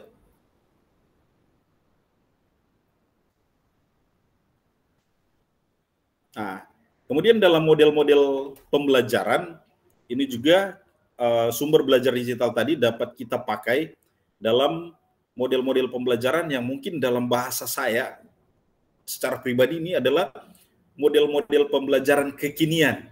Mungkin model pembelajaran ini sebenarnya sudah ada sejak lama, tapi bagi saya model-model pembelajaran ini adalah model-model harusnya diterapkan di kelas-kelas di semua sekolah yang ada di wilayah kita. Yang pertama, game based learning. Yang kedua, ada problem based learning, ada discovery inquiry learning, ada station learning. Nah, sebenarnya secara istilah, secara ini kita tentu sebagai Bapak Ibu guru sudah mengenal jauh tentang ini, tapi apakah ini kita terapkan di dalam kelas kita? Nah, tentu ini yang menjadi tantangan terbaru kita saat ini, mendorong Merdeka Belajar tentu dengan model-model pembelajaran ini akan semakin mewujudkan Merdeka Belajar. Oke, kita lanjut untuk project based learning. Project based learning ini merupakan model pembelajaran inovatif yang menerapkan berbagai strategi yang tentu mengarahkan pada peningkatan keterampilan berpikir kritis, kreatif, kolaboratif, dan komunikatif yang menitik beratkan pada aktivitas murid untuk menghasilkan produk hasil dari proyek yang dilakukan. Nah, kalau melihat esensinya, project based learning ini tentu menitik beratkan pada 4 keterampilan digital, yang 4 keterampilan abad 21. Nah, tentu ini juga menjadi tantangan tersendiri bagi kita Bapak Ibu guru untuk boleh menghadirkan atau menghadirkan pembelajaran yang bisa kemudian menghasilkan siswa-siswa yang punya keterampilan abad 21, berpikir kritis, kreatif, kolaboratif, bahkan komunikatif. Oke, untuk sintaks dari project based learning ini, yang pertama tentu kita akan memulai dari penentuan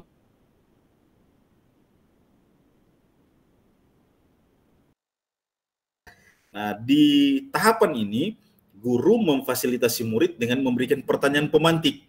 Nah, ini tentu untuk mengarahkan para murid bisa berpikir kritis untuk membuat proyek apakah yang akan dihasilkan.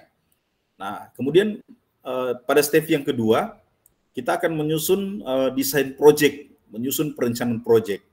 Tapi juga guru tetap memfasilitasi murid untuk merancang langkah-langkah kegiatan penyelesaian proyek beserta pengelolaannya. Langkah ketiga, menyusun jadwal. Langkah keempat, memantau siswa dan kemajuan proyek. Langkah kelima, penilaian hasil, dan keenam adalah evaluasi pengalaman. Nah, dalam model pembelajaran ini justru guru hadir untuk memfasilitasi, memberikan ruang bagi murid, tapi juga membimbing proses pembelajaran sehingga murid yang tadinya di stimulus dengan pertanyaan, tapi kemudian pada akhir pembelajaran mereka boleh menghasilkan satu produk. Nah, ini yang kemudian menjadi inti atau esensi dari project based learning ini. Oke, kita lanjut. Nah, untuk sumber belajar digital yang kita bisa pakai dalam proses pembelajaran project based learning ini, yang pertama, ketika kita melakukan penentuan pertanyaan, kita bisa memberikan contoh kasus.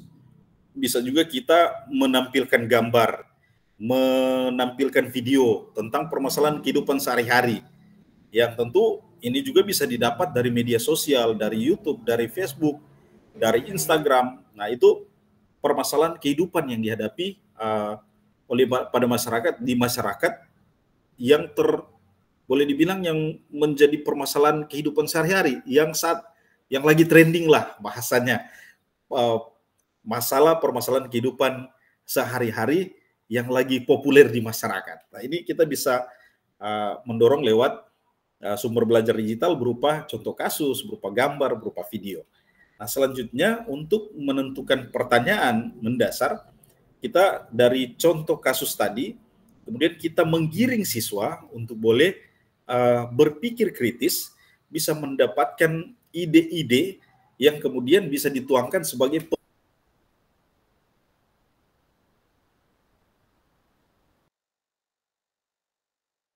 kita juga bisa memanfaatkan media sosial sebagai sarana presentasi, sebagai sarana publikasi.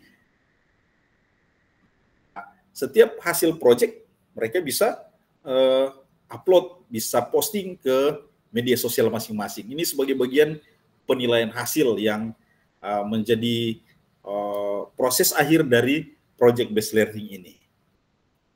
Oke, selanjutnya kita akan coba lihat untuk game based learning.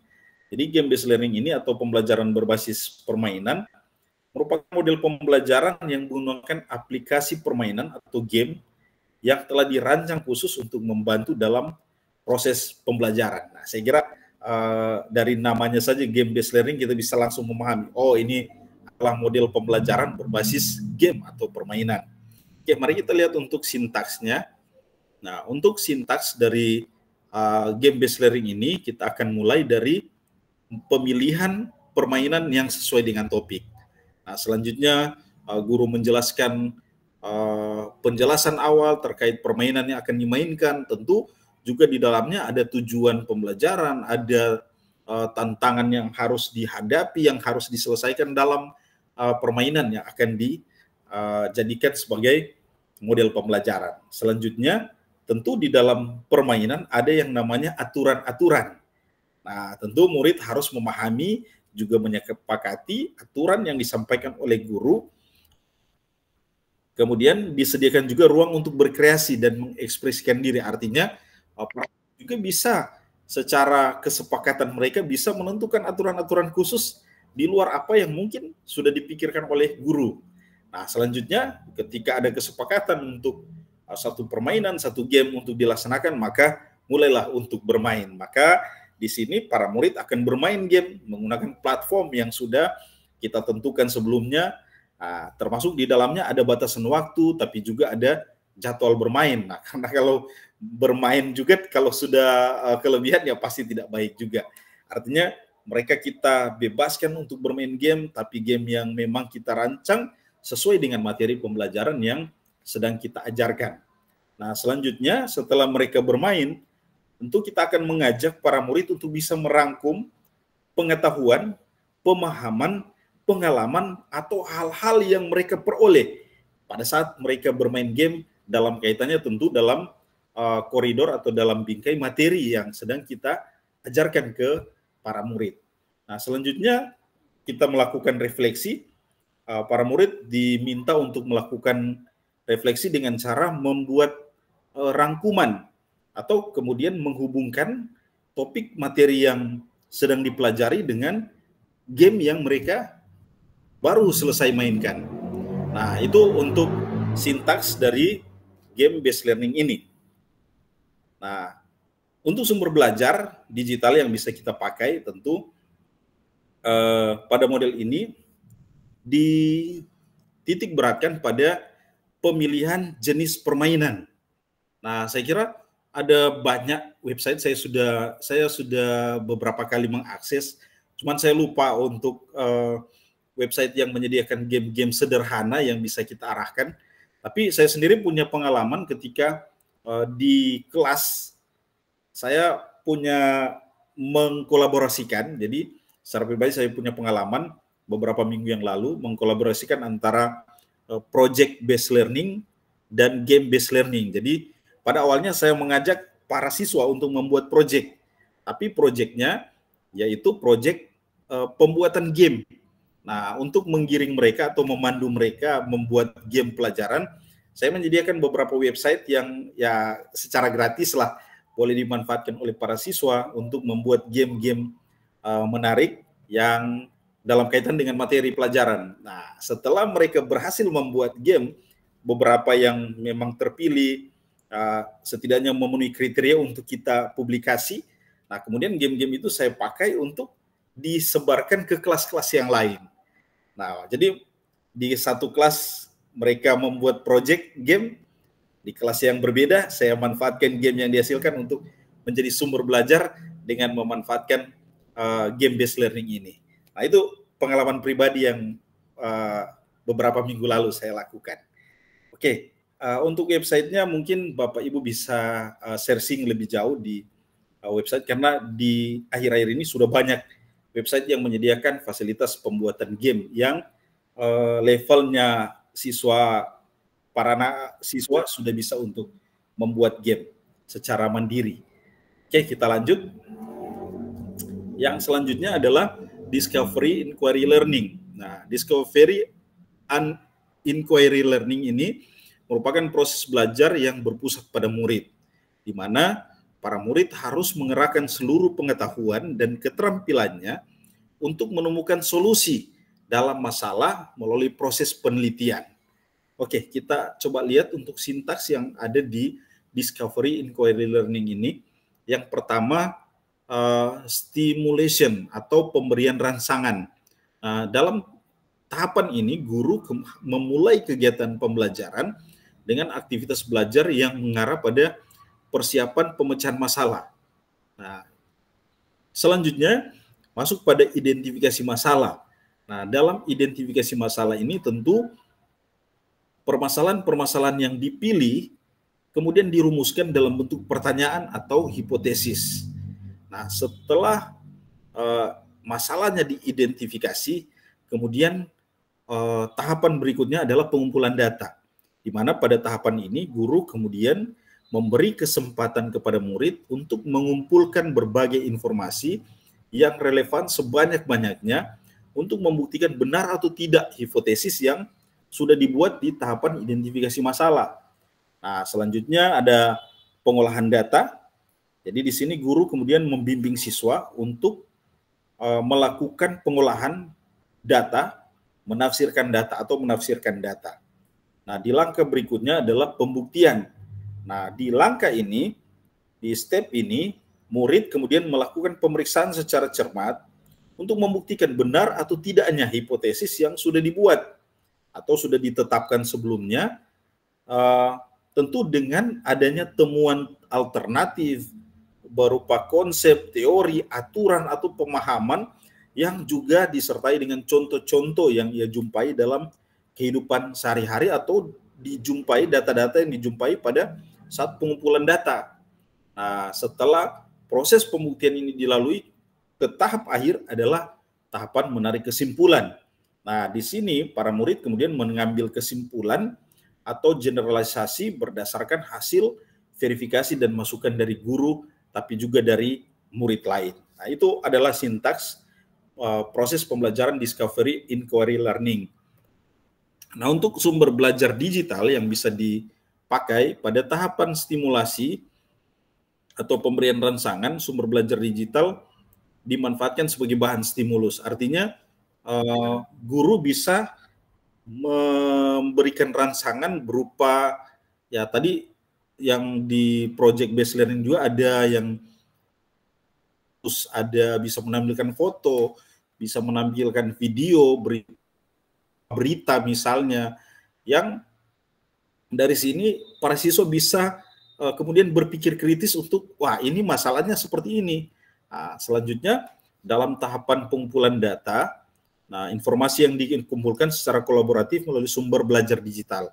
Jadi pengumpulan data sebenarnya selain para siswa bisa turun langsung di lapangan, mereka juga bisa mengumpulkan data secara digital lewat searching di internet, lewat mencari literatur yang kaitannya dengan persoalan atau masalah yang mereka angkat sebagai bagian yang harus didiscovery, harus diteliti. Nah, bisa saja membuat atau mengumpulkan informasi data secara digital. Nah, itu tentu dalam pemanfaatan sumber belajar digital. Nah, selanjutnya masih dalam Discovery Inquiry Learning, dalam tahapan stimulasi juga sumber belajar digital bisa dimanfaatkan sebagai bahan stimulus. Nah, ini sudah disampaikan tadi. Kemudian pengumpulan data. Nah, untuk pengumpulan data, informasi dikumpulkan secara kolaboratif melalui sumber belajar digital. Nah, sudah saya sampaikan juga tadi, untuk data kemudian bisa dikumpulkan ketika mereka memang benar-benar turun di lapangan, atau karena keterbatasan sumber daya, keterbatasan waktu, keterbatasan tenaga, mereka tidak harus turun ke lapangan secara langsung, tapi bisa mencari informasi, mengumpulkan data dari website, dari berita, dari sosial media. Semua bisa dipakai sebagai sumber belajar digital. Nah, selanjutnya problem based learning. Nah, ini model pembelajaran problem based learning. Untuk model pembelajaran ini, pembelajaran itu menggunakan masalah kontekstual yang dihadapi oleh para murid untuk kemudian mengembangkan keterampilan berpikir kritis yang pada akhirnya akan bermuara pada pemecahan masalah serta mendapatkan konsep atau inti materi dari mata pelajaran yang sedang diajarkan. Oke, mari kita lihat untuk sintaks dari problem based learning ini. Nah, untuk problem based learning, sintaksnya itu akan mulai dari orientasi siswa kepada masalah, di mana guru menjelaskan tujuan pembelajaran, menjelaskan logistik yang diperlukan, artinya bahan-bahan apa yang diperlukan, kemudian guru juga mengajukan masalah, tetapi juga guru mendorong dan memotivasi siswa untuk boleh terlibat aktif dalam pemecahan masalah yang dipilih. Nah, selanjutnya tahapan berikut adalah mengorganisasikan siswa untuk belajar. Nah, di sini guru membantu atau memfasilitasi siswa. Pak Asrin. Ya. Izin Bapak waktunya 2 menit lagi Bapak ya. Oh, 2 menit lagi. Oh iya, ya. oke. Iya. Saya persingkat saja berarti untuk ini karena masih ada satu model pembelajaran lagi. Oke. Yang step yang ketiga, kemudian melakukan pembimbingan penyelidikan individu melalui kelompok. Step yang selanjutnya mengembangkan dan menyajikan hasil karya. Step terakhir dari problem based learning ini adalah menganalisis dan mengevaluasi proses pemecahan masalah. Kita lanjut. Nah, saya kira untuk sumber belajar digital yang digunakan itu tidak jauh beda dari model pembelajaran yang lain. Bisa berupa video, bisa berupa gambar, berupa video, artikel, dokumen atau artikel yang bisa kita peroleh dari sumber-sumber digital lewat internet, lewat website. Nah, selanjutnya ada satu lagi, learning station. Tapi karena keterbatasan waktu, tentu ini tidak bisa saya jelaskan secara mendetail. Mungkin nanti materinya bisa dibagikan ke Bapak Ibu dan bisa secara mandiri untuk mempelajari, mendalami lebih jauh lagi model pembelajaran learning station ini atau yang lainnya juga, tetapi juga bisa mempelajari secara mandiri dan terutama yang paling penting adalah menerapkan. Jadi model pembelajaran sumber digital itu tentu tidak akan ada artinya kalau hanya sebatas pemahaman kita sebagai Bapak Ibu guru tapi tidak menerapkan di dalam proses pembelajaran yang kita laksanakan. Nah, ini sintaks learning station. Saya langsung saja. Nah, ini motivasi bahwa penerapan model pembelajaran dengan memanfaatkan sumber digital itu yang tepat dapat menciptakan inovasi-inovasi pembelajaran, menghadirkan pembelajaran yang interaktif, kreatif, berkualitas, dan tentu mampu mencapai tujuan pembelajaran secara optimal. Nah, ini terima kasih. Yang bagian terakhir ada rekan-rekan tim penyusun materi. Demikian materi kali ini dalam kaitan dengan penerapan model pembelajaran berbasis sumber digital. Terima kasih untuk kesempatannya dan tentu mohon maaf jika ada salah-salah kata, mohon dimaklumi dan terima kasih juga atas partisipasi kita semua. Terima kasih, saya kembalikan ke Mbak Medi.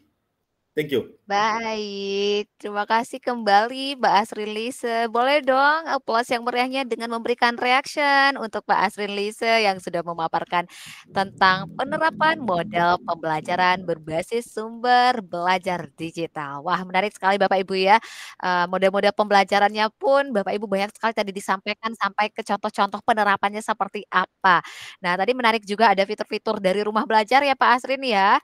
Oke, boleh mungkin kita minta komentar dari teman-teman di Google Chat ya. Fitur rumah belajar apa nih yang pernah Bapak Ibu manfaatkan? Boleh share ya Bapak Ibu. Oke, terima kasih banyak Pak Asrin Lise atas pemaparannya. Mudah-mudahan sangat bermanfaat sekali untuk Bapak Ibu peserta pembatik level 2 implementasi kelas 43 tentunya. Nah, Bapak Ibu semua, ini semua modul sudah dikupas ya dari modul 4, 5, dan 6. Tentu Bapak Ibu yang masih memiliki pertanyaan-pertanyaan, silakan untuk menyampaikan pertanyaannya di Google Chat dengan format nama _instansi tujuan pertanyaan ke siapa dan pertanyaannya. Dan presensi kembali saya ingatkan sudah di-share di kolom chat Bapak Ibu ya. Silakan dilihat di kolom chat.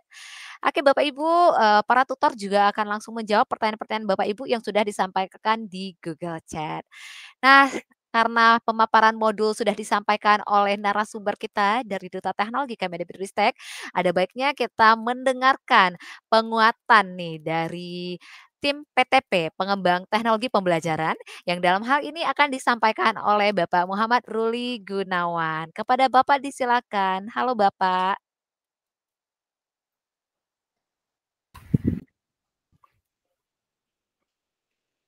Halo Ya, Pak Pak Ruli. Assalamualaikum warahmatullahi wabarakatuh. Waalaikumsalam warahmatullahi wabarakatuh. Bapak Ya, mungkin boleh penguatan, pencerahan kembali nih untuk Bapak Ibu peserta pembatik level 2 implementasi kelas 43 tentunya yang hadir antusias malam hari ini Pak, tentang ya, modul-modul yang telah dipelajari di level 2 ini. Silakan Bapak. ya. Ya, jadi terkait dengan penyampaian dari Pak William Mulder. Oke, saya mengucapkan dulu kepada peserta yang telah mengikuti webinar ini. Nah, saya akan menyampaikan terkait dengan materi yang telah dijelaskan oleh Pak William Mulder dan Pak siapa tadi satu itu Pak Asrin Lise. Ya, jadi terkait dengan itu ada pembelajaran terintegrasi, ya, di mana di dalamnya itu kita tahu bahwa ada luring, ada daring. Nah, ini dijelaskan panjang sama beliau, di mana dalam pembelajaran itu daring itu ada fleksibilitas waktu dan tempat, akses ke sumber belajar yang luas, ya, karena banyaknya sumber belajar namanya juga daring, jadi mana saja bisa mengambil bahan, ya, berbeda dengan yang ada di luring. Kemudian juga pengembangan keterampilan digitalnya serta hemat biaya dan waktu. Kemudian juga ada metode hibrid yang memadukan antara luring dan daring, ya. Kemudian hasil daripada itu semua adalah LMS yang juga dilakukan secara daring, dan yang paling penting di sini adalah harus ada akun belajar. Jadi semua yang luring itu, yang daring itu harus menggunakan akun belajar ID, termasuk PMM, Platform Merdeka Mengajar. Jadi ini adalah salah satu kunci untuk belajar di Platform Merdeka Mengajar. Demikian pula digunakan juga pembelajaran luring daring itu di media sosial dalam pembelajaran. Ya, dan ini sudah banyak dilakukan oleh guru kita, sebagaimana tadi dijelaskan oleh Pak William. Ya. Kemudian terkait dengan pemanfaatan sumber belajar digital dalam pembelajaran itu juga tadi sudah dijelaskan oleh Pak Asrin Lise, ya, di mana termasuk itu adalah PMM, ya. Nah, ini beliau jelaskan lebih dalam lagi, dan juga ada rumah belajar di mana dalamnya ada dokumen, lab maya, video animasi dan sebagainya, ya, termasuk juga di web buku kemdikbud.go.id, ya. Nah, dalam setiap metode pembelajaran baik daring maupun luring terdapat kelebihan dan kekurangan yang perlu kita pahami, ya, seperti yang dijelaskan tadi oleh kedua narasumber tadi, ya, di mana daring itu memberikan fleksibilitas dan akses yang lebih luas. Namun seringkali kekurangan interaksi tatap muka yang mendalam. Sebaliknya kalau luring itu menawarkan pengalaman langsung dan interaksi sosial yang lebih intens. Ya, meskipun keadaan terbatas oleh ruang dan waktu. Tantangan kita sebagai pendidik, ya, Bapak Ibu sebagai pendidik adalah memadukan kekuatan itu dari kedua metode ini untuk menciptakan lingkungan belajar yang adaptif, inklusif, dan efektif. Oke, Bapak Ibu sekalian, mari kita terus berinovasi dan bekerja sama dan tetap semangat dalam melakukan inovasi, bekerja sama untuk memastikan bahwa setiap siswa mendapatkan manfaat maksimal dari proses pembelajaran dimanapun kita berada. Saya rasa itu yang saya bisa sampaikan, Bapak Ibu sekalian. Terima kasih. Assalamualaikum warahmatullahi wabarakatuh. Saya kembalikan kepada moderator. Waalaikumsalam warahmatullahi wabarakatuh. Terima kasih banyak Bapak Muhammad Ruli Gunawan yang telah memberikan penguatannya untuk kita semua Bapak Ibu ya. Jadi perlu bisa kita highlight one of the point yaitu tentang akun belajar. Jadi intinya Bapak Ibu kalau sudah memiliki akun belajar, tentu Bapak Ibu dapat mengakses fitur-fitur dan platform yang telah disediakan oleh pemerintah Kemendikbudristek tentunya Bapak Ibu ya. Terima kasih banyak Pak Muhammad Ruli Gunawan. Terima kasih banyak juga Ya, untuk Bapak Ibu PTP, Bapak ya, tutor dari Duta Teknologi Kemendikbudristek yang sudah memaparkan materinya dengan luar biasa. Bapak Ibu, untuk jawaban dari pertanyaannya silakan dilihat di Google Chat ya Bapak Ibu, karena jawaban-jawaban dari pertanyaan dari Bapak Ibu sudah langsung dijawab oleh tim tutor di kelas 43 ini. Baik Bapak Ibu, mudah-mudahan kelas sesi sinkronus kita pada malam hari ini memberikan pencerahan bagi Bapak Ibu semua ya dalam menyelesaikan rangkaian tahapan di level 2 implementasi ini. Baik Bapak Ibu, sebelum kita menutup kegiatan kita pada malam hari ini, izin saya ingin mendengarkan ya closing statement dari narasumber kita, 3 orang narasumber hebat kita. Kita mulai dari Pak Parudin Sudjarwo. Silakan Bapak. Baik, terima kasih Mbak Media. Bapak Ibu sekalian, peserta pembatik level 2, sekali lagi saya ucapkan selamat sudah bisa melalui perjalanan di rangkaian kegiatan pembatik yang diselenggarakan oleh BLPT, Pusdatin Kemendikbudristek. Terus belajar, ikuti semua rangkaian yang Bapak Ibu lalui di pembatik level 2 ini. Saya yakin akan banyak insight yang akan Bapak Ibu dapatkan untuk menghadirkan pembelajaran yang menarik, menyenangkan, kreatif, inovatif itu untuk anak-anak didik kita. Anak-anak kita tentu berbeda dengan anak-anak di tahun-tahun sebelumnya. Mereka sudah sangat adaptif dengan teknologi. Untuk itu kita sebagai guru punya peran untuk fasilitasi, untuk membimbing mereka. Jangan biarkan anak-anak itu bebas mengakses jagat maya, karena jagat maya itu liar, Bapak Ibu. Kalau kita tidak membimbing, nanti mereka akan tersesat. Nah, untuk itu peran sebagai guru, sebagai orang tua itu membimbing. Mereka anak-anak belum mengenal mana yang baik, mana yang buruk, mana yang benar, mana yang salah, mana yang hoax, mana yang sahih, mereka nggak tahu. Nah, itu peran guru di situ yang tidak akan pernah tergantikan. Transfer knowledge bisa digantikan oleh teknologi, tapi transfer value itu tidak akan pernah tergantikan. Nah, untuk itu peran guru sangat penting. Saya pikir itu. Terima kasih Mbak Media, tetap semangat belajar. Assalamualaikum warahmatullahi wabarakatuh. Waalaikumsalam warahmatullahi warahmatullahi wabarakatuh. wabarakatuh. Luar biasa. Terima kasih Pak Parudin. Next kita menuju ke Pak Willem. Silakan Pak Willem. Baik, terima kasih. Selamat malam Bapak Ibu peserta pembatik level 2. Bapak Ibu adalah orang-orang hebat yang sudah sampai ke tahap ini ya Bapak Ibu. Tetap semangat, tetap menjalankan seluruh aktivitas level 2 sampai tahap akhir Bapak Ibu.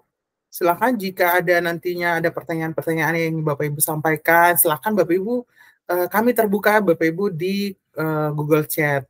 Dan satu hal yang mau saya sampaikan kepada Bapak Ibu peserta semuanya bahwa teknologi adalah perahu dan Bapak Ibu sebagai pendidik adalah nahkodanya. Jadi teknologi memang akan membawa kita ke tujuan yang lebih jauh, tapi Bapak Ibu yang menentukan arah dan menjaga agar perjalanan tersebut tetap lancar. Jadi Bapak Ibu harus meyakini bahwa teknologi membantu, tapi Bapak Ibu yang punya andil besar di situ. Jadi mari kita gunakan teknologi dalam seluruh proses pembelajaran kita dan mari kita buat lingkungan belajar kita menjadi aman, nyaman, kondusif, serta bermakna bagi setiap murid. Terima kasih.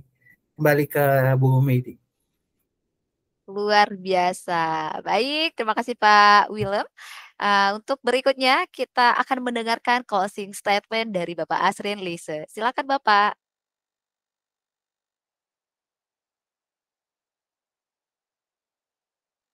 Izin Bapak untuk on mikrofonnya. Oke Bapak, siap. Oke, terima kasih. Saya ingin mengucapkan selamat kepada yang sudah lolos hingga ke level 2 pembatik ini di tahun 2024. Tentu satu hal yang ingin saya katakan, tegaskan bahwa guru tidak akan pernah tergantikan dengan teknologi, tetapi guru yang memanfaatkan teknologi itu menjadi satu transformasi. Nah, sebanyak-banyaknya pengetahuan, artinya Bapak Ibu ada di level 2 berarti sudah punya pengetahuan yang lebih dengan Bapak Ibu guru, rekan-rekan Ibu guru yang Bapak Ibu guru yang lain.